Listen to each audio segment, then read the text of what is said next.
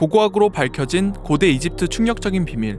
고대 문명에 대해 관심 있던 차에 이집트를 배경으로 한 게임이 있다는 소식을 듣고 플레이해봤습니다. 이 게임의 특징은 실제 고고학 연구 결과를 고증해서 이집트의 세계관을 완벽하게 구현해냈다는 것입니다. 그 게임 속에는 플레이어들에게 이집트의 유적과 유물, 그리고 문화에 대해 설명하는 디스커버리 투어라는 컨텐츠가 있습니다. 그곳에서 고대 이집트의 비밀에 대해 알게 되었는데요.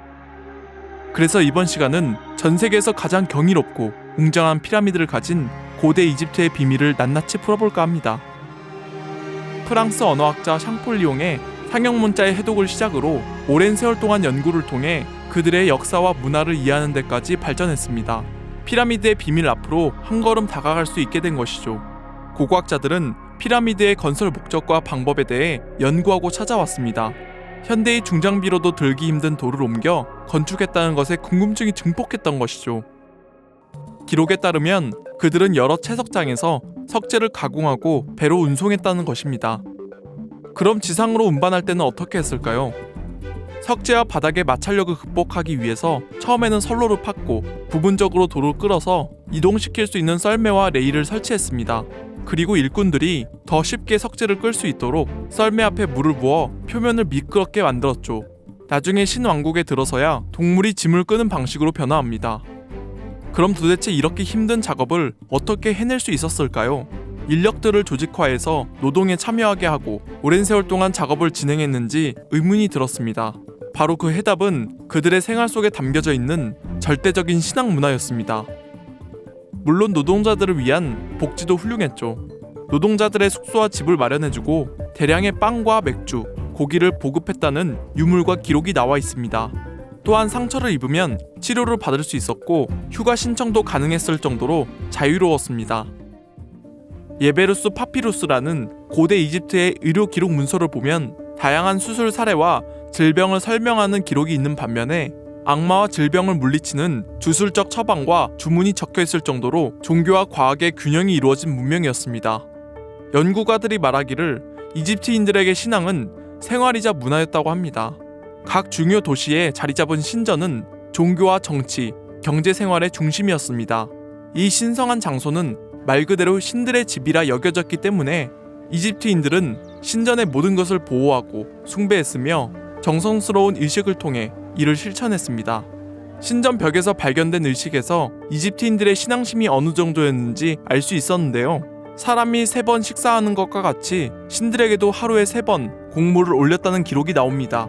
이는 이집트인들의 신관을 엿볼 수 있는데 그들은 죽음이 끝이 아니라고 생각했습니다. 인간의 영혼을 카라고 불렀고 육신을 바라고 불렀습니다. 바에서 카가 빠져나가면 죽는다고 믿었고 생전에 음식과 음료를 섭취하듯 사후에서도 영적인 본질을 보존하기 위해서 봉헌물들을 섭취해야 한다고 믿었습니다. 그리고 영혼뿐만 아니라 육신도 잘 보존해야 한다고 생각했죠. 그 이유는 다른 사람과 자신을 구별해주는 인격이 바로 육신이기 때문이라 믿었습니다. 나중에 카와 바가 다시 만나면 아크로 부활한다고 믿었기 때문이죠.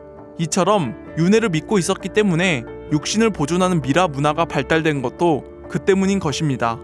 그들의 신관 문화가 정말 흥미로운 건 동양의 제천의식과 장례 문화가 비슷하다는 점입니다. 증산도에서는 죽음이란 한마디로 홍백이 분리되고 그 혼이 천상세계에서 사람으로 다시 태어남을 의미한다고 말합니다. 그리고 혼과 음양짝으로 육신의 내재에 있던 넋은 윤회에 필요한 에너지 덩어리인 귀로 전환한다고 합니다. 고대 이집트의 신관 문화는 동양 문화와 비슷한 느낌을 받았는데요. 기록에 따르면 이집트인들은 자신들의 조상을 기억하기 위해 족보를 만들고 의식을 통해 곡물을 바친 기록이 나와 있습니다. 갖가지 동물들을 신으로 모셨다는 자연신 문화도 함께 말이죠. 세월이 흘러 왕을 신으로 모셨을 때도 동물 몸에 머리만 왕의 모습을 하고 있을 정도로 문화가 깊었습니다. 여기서 또 흥미로운 건 그들이 가장 오랜 세월 동안 성스럽게 모신 동물신은 바로 황소라는 것입니다. 그들이 모신 아피스 황소는 본래 다산의 상징이면서 태양신 라와 연관된 동물로 뿔 사이에 태양을 얹은 모습을 하고 있습니다. 여기서 번뜩인 생각은 이집트와 수메르의 연결성입니다. 2000년 앞선 수메르 문명이 발굴되면서 피라미드의 원형, 지구라트가 떠오른 것이죠. 일본 와세다 대학 요시무라 교수는 이집트 피라미드를 건축한 이모테프는 사실 수메르에서 귀화한 사람이라는 연구 결과를 발표한 것입니다.